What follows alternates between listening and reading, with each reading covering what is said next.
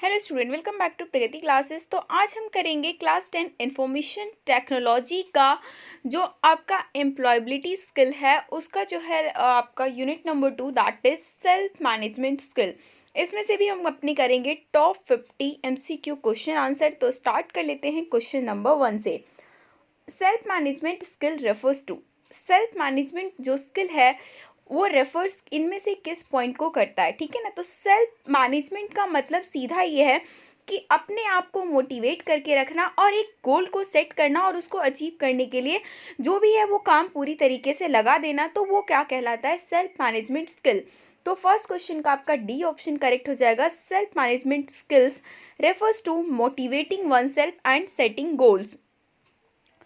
So our next question is which of the following is one of the self management skills? इनमें से कौन सा जो है एक सेल्फ मैनेजमेंट स्किल है। तो सेल्फ मैनेजमेंट स्किल के अंदर जो है अभी हमने पढ़ा कि मोटिवेटिंग वन सेल्फ, अपने आप को मोटिवेट करके रखना, एक गोल सेट करके रखना और वर्क इंडिपेंडेंटली और एक इंडिपेंडेंट होकर काम करना। तो ये तीनों के तीनों ही जो है आपका जो है सेल्फ मैनेजमेंट स्किल का एग्जाम्पल है। इस वजह से आपका D all of the above correct हो जाएगा। नेक्स्ट है which of the following refers to human efforts for maintaining healthy body and mind.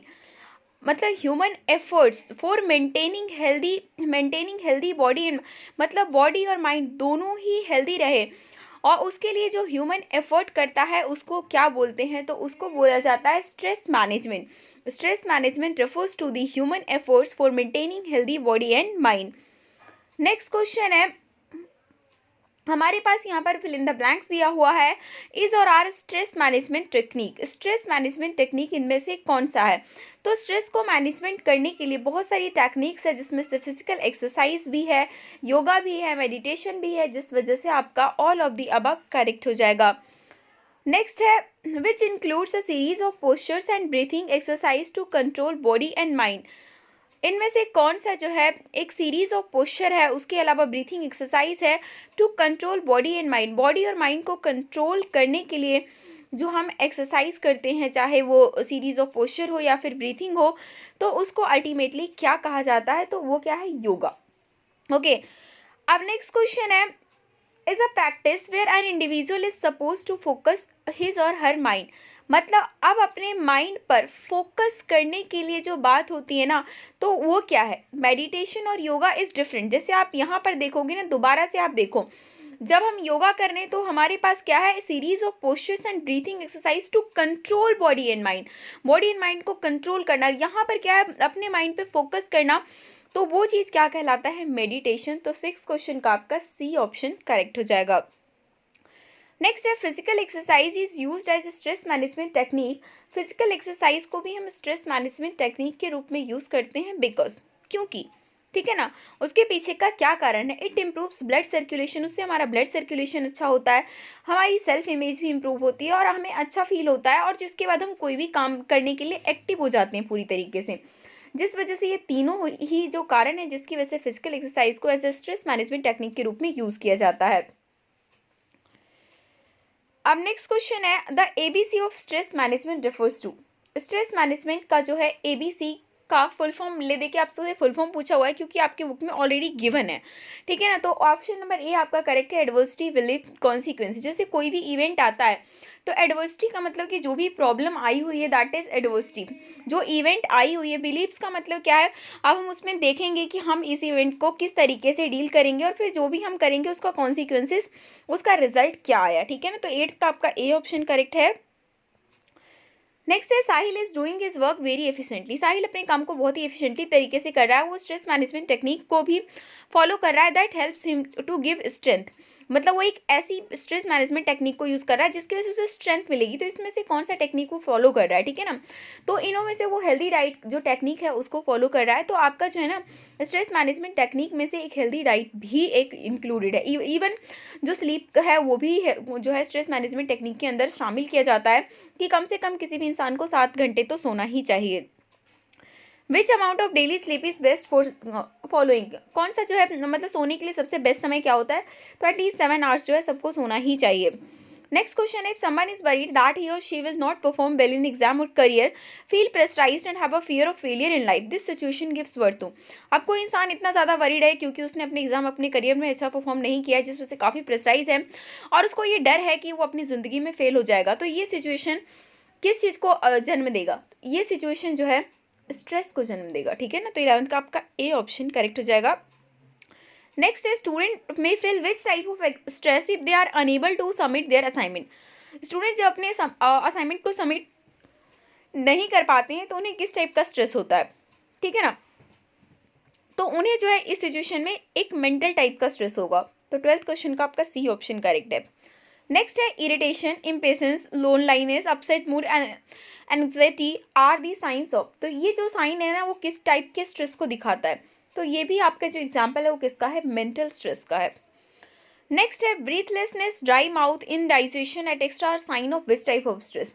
सांस लेने में प्रॉब्लम हो रही है, मुंह सूख रहा है या फिर इनडाइजेशन हुआ पड़ा है, तो ये किस टाइप के स्ट्रेस का जो है साइन दिख रहा है? तो ये है फिजिकल स्ट्रेस का साइन, ठीक है। 14th का आपका बी ऑप्शन करेक्ट है।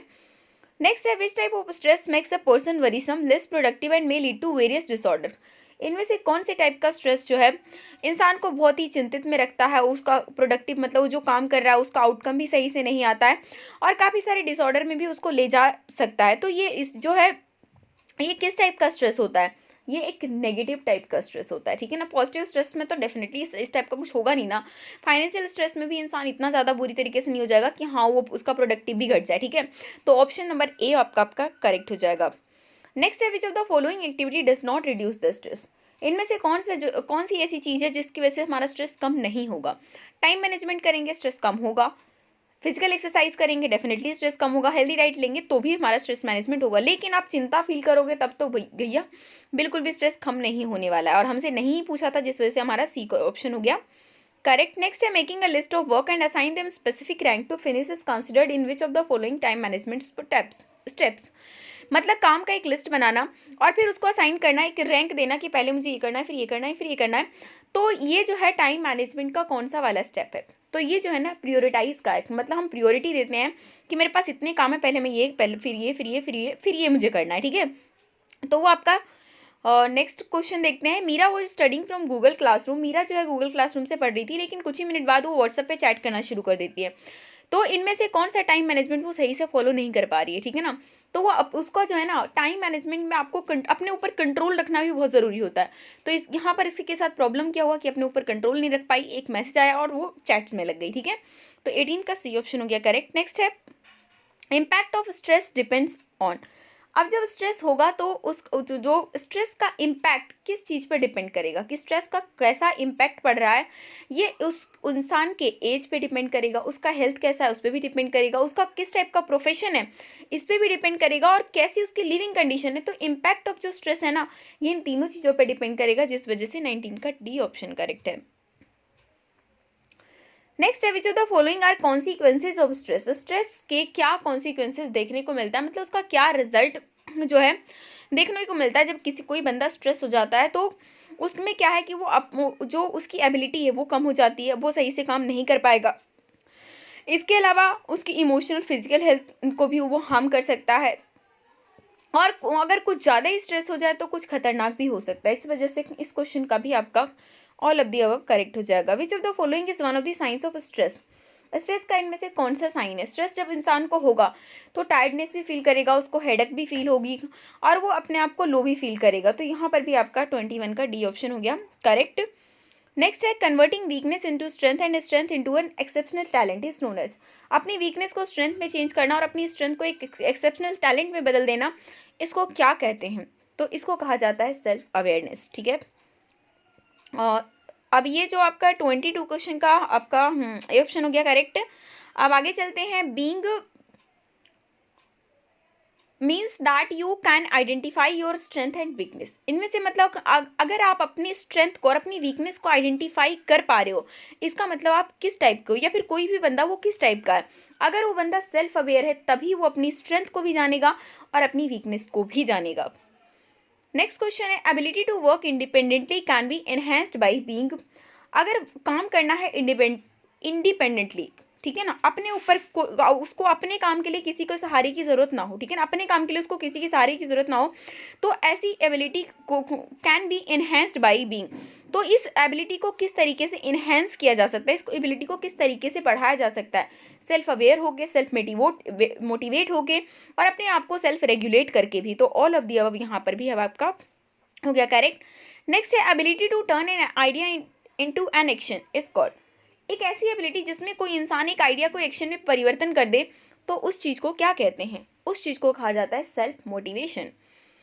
नेक्स्ट है which of the following are a set of dreams with a deadline to get them. मतलब सपनों का पूरा सेट और उसके बाद एक डेडलाइन भी कि हाँ मैं तब तक जो है इस ड्रीम को पूरा कर लूंगा, उसको क्या कहा जाता है, वही तो है आपका क्या, गोल्स। ठीक है, 26 का ए ऑप्शन हो जाएगा करेक्ट। नेक्स्ट है is all about finding and listing your goals and then planning on how to achieve them। मतलब कि इनमें से कौन सी चीज़ ऐसी है जिसमें हम क्या करते हैं, सबसे पहले तो अपने गोल्स को फाइंड करते हैं, उसको लिस्ट करते हैं और उसके बाद प्लानिंग करते हैं कि हम किस तरीके से इसे अचीव करना है। तो वो है क्या, वो है गोल सेटिंग। नेक्स्ट है we can use which method to set goals. Goals को सेट करने के लिए कौन से मेथड को यूज किया जाता है, ठीक है ना। तो मेथड को जो गोल्स को सेट करने के लिए मेथड है उसको शॉर्ट फॉर्म में यूज क्या बोला जाता है, स्मार्ट।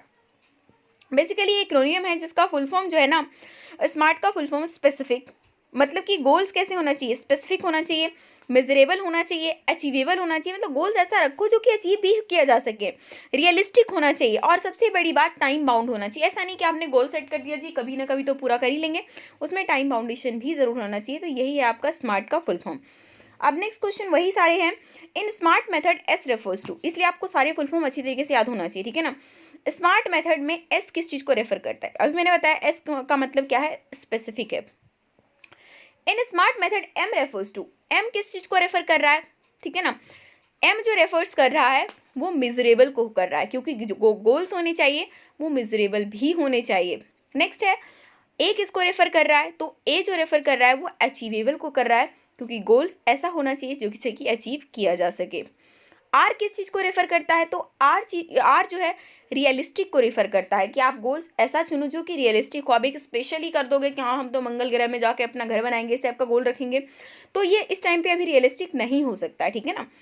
नेक्स्ट है in SMART method T refers to, T किस चीज को रेफर्स करता है, तो टी रेफर करता है टाइमली को, क्योंकि गोल जब आप सेट करोगे तो उसमें एक टाइम बाउंडेशन भी होना चाहिए कि इस टाइम तक वो गोल कंप्लीट फुलफिल हो जाना चाहिए।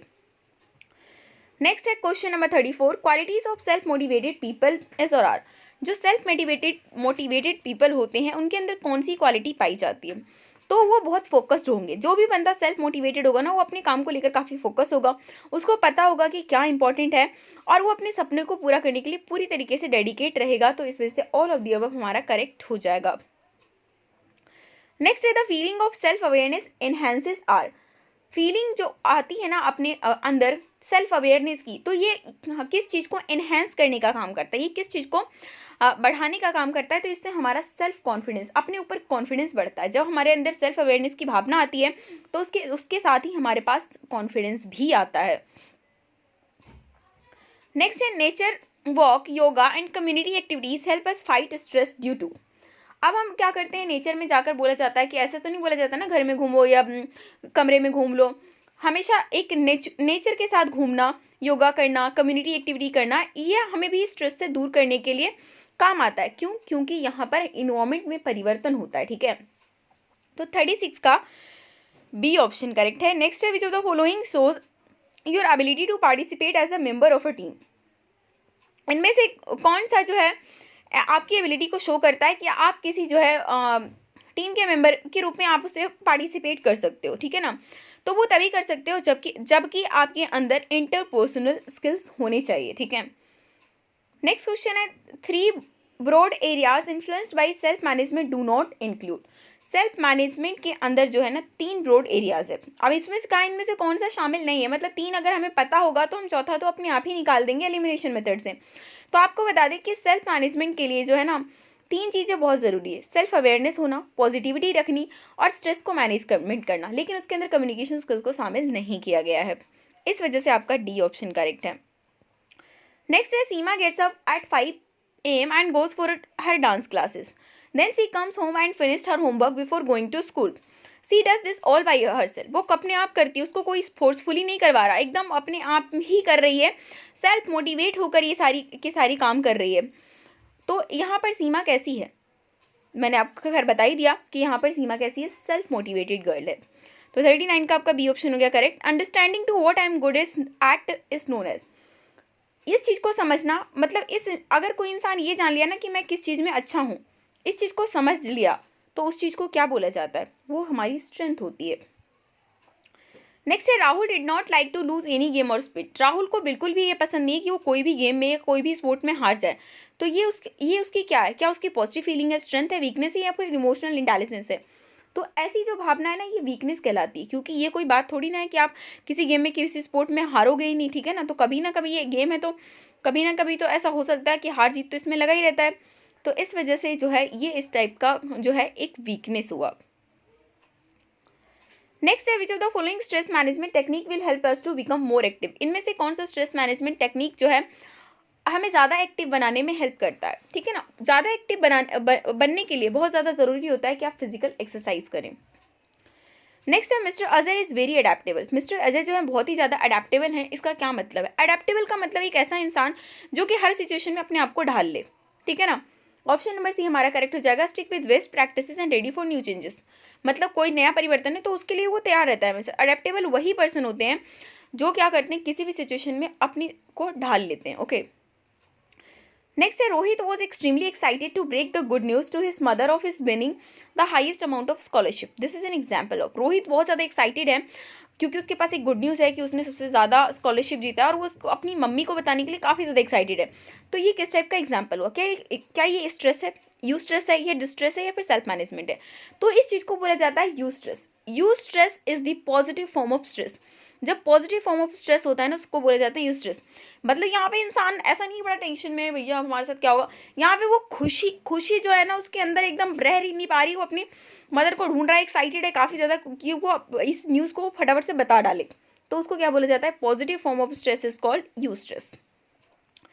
नेक्स्ट है unreal fears are the major reasons of which of the following stress. Unreal fears मतलब ऐसा डर जो कि रियल में है ही नहीं, लेकिन फिर भी वो इंसान मन ही मन में डरे जा रहा है।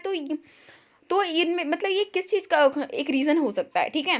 तो ये कैसा होता है, एक इंटरनल डिस्ट्रेस होता है, ये बंदा अंदर ही अंदर डिस्ट्रेस में रहता है ना, तब उसको अनरियल फियर्स अराइज होते हैं। नेक्स्ट है बीइंग इंडिपेंडेंट मीन्स, इंडिपेंडेंट होने से क्या मतलब है। अभी हमने कई बार इंडिपेंडेंट वर्ड को यूज़ किया, तो इंडिपेंडेंट होने का क्या मतलब है, क्या इंडिपेंडेंट होने का मतलब है अकेले काम करना, या फिर बिना किसी के हेल्प के सारे काम कर लेना, या फिर अपना काम खुद करना। तो ये ऑप्शन आपका करेक्ट है, ठीक है ना। नेक्स्ट है which of the following is not a skill to work independently. इनमें से कौन सा जो है एक स्किल नहीं है जिससे की वजह से हम इंडिपेंडेंटली काम करें। इंडिपेंडेंटली काम करने के लिए बहुत ज़्यादा ज़रूरी है कि आप अपने टास्क का प्रायोरिटाइजेशन करें कि मुझे कौन सा काम कैसे कैसे करना है, उसको एक पर्टिकुलर रैंक दे दें। इसके अलावा इंटीग्रिटी और ट्रस्ट को बनाए रखना भी बहुत ज़रूरी होता है अगर आप इंडिपेंडेंटली काम करना चाहते हैं, और अपनी कमियों के बारे में भी आपको पता होना चाहिए। लेकिन इंडिपेंडेंटली काम करने के लिए ना आपको एक्सरसाइज वगैरह करने की ज़रूरत नहीं है, ठीक है ना। ये तो स्ट्रेस मैनेजमेंट के अंदर आ जाता है। तो आपका 47 का सी ऑप्शन करेक्ट है।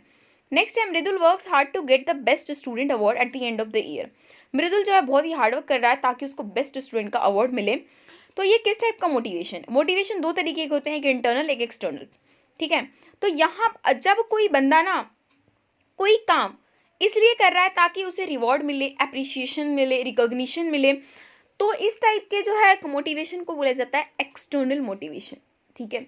और जो इंसान खुद से करे, अटैचमेंट से करे, प्यार मतलब किसी के लव में करे, अटैचमेंट में करे, तो ठीक है, तो उस टाइप के होते हैं इंटरनल। तो लेकिन यहाँ पर एग्जाम्पल किसका है, एक्सटर्नल मोटिवेशन का।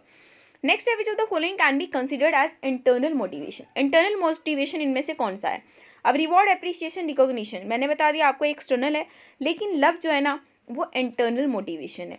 अब सबसे बेस्ट एग्जाम्पल है कि कोई भी पेरेंट्स अपने बच्चों के लिए ऐसा तो नहीं है ना कि उनके पास कोई स्पेशल मोटिव है, ये रिवॉर्ड मिलने वाला है, अप्रिसिएशन मिलने वाला है, फिर भी वो उनके लिए सब कुछ करने को तैयार हो जाते हैं, ठीक है ना। तो उस टाइप की मोटिवेशन को हम बोलेंगे इंटरनल मोटिवेशन। और अब हमारा last question, self reliance means, self reliance का क्या मतलब है। आत्मनिर्भरता से क्या मतलब है, एबिलिटी टू वर्क इंडिपेंडेंटली, कि आप अपना काम जो है अपना खुद का काम अकेले कर लो और टास्क को इफेक्टिवली तरीके से कर लो, ठीक है ना। तो यही सेल्फ रिलायंस का मतलब है, इसलिए both of the above correct हो जाएगा। होपफुली आपको वीडियो पसंद आई होगी, तो वीडियो को लाइक करिए, अपने दोस्तों के साथ शेयर कीजिए।